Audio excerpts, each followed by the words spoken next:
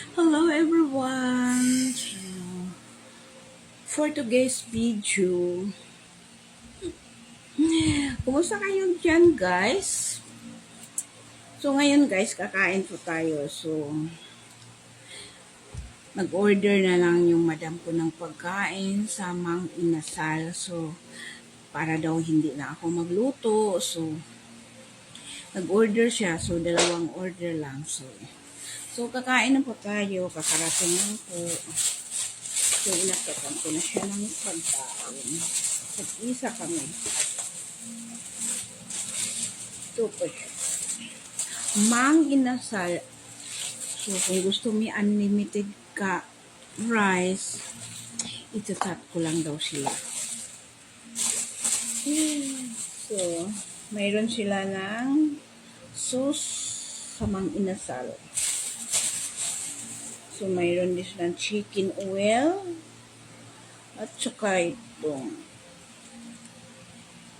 chicken oil dalawa at saka dalawang ketchup. Yun, so, ginutom na kasi ako kasi nagluto ako ng pagkain ng aso. So, ginutom na ako. So, ngayon, kakain na talaga ako. Kasi alas 8 na. Gabi na pala. Alas 8 na. Tapos, magsasampay pa ako.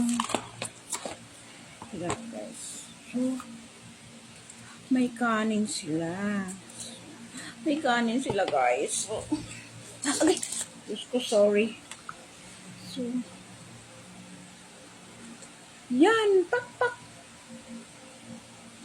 Kakain na tayo, guys, kasi ginutom na. So, unlimited. Isa lang kanin pala. Kasi hindi siya unlimited.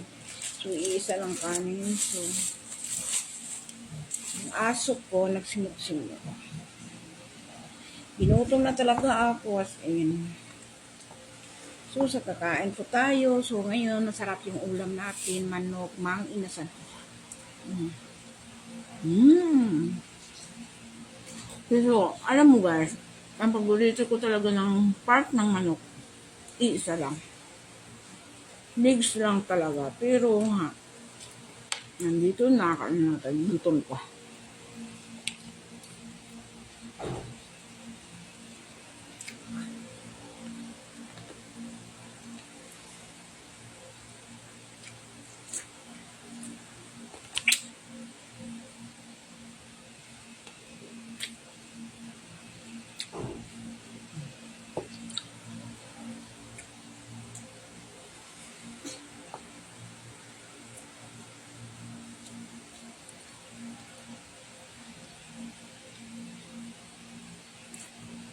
Ako guys, sa tanan talagang gusto ko lang kainan. Alam mo, pabalik-balik lang ko. Mang Inasal lang talaga. Kasi, masarap kasi yung manok nila.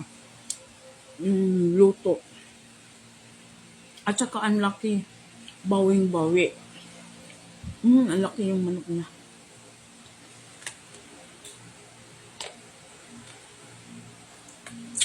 Kahit sabihin ba nga, kakain kami sa labas, ang mapunta yun ng Inasal. Hindi ba?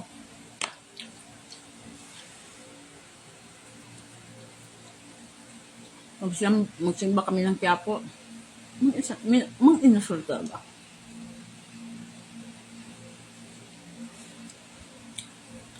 Nagustuhan ko.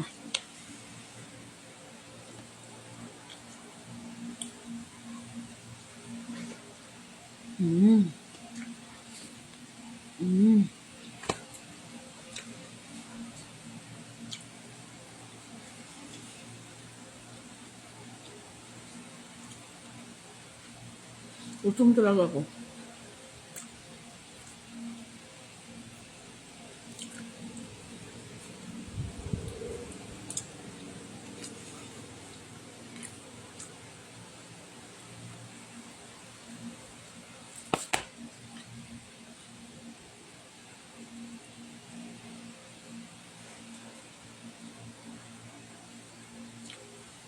Ang sarap kung may cook. Wala lang cook.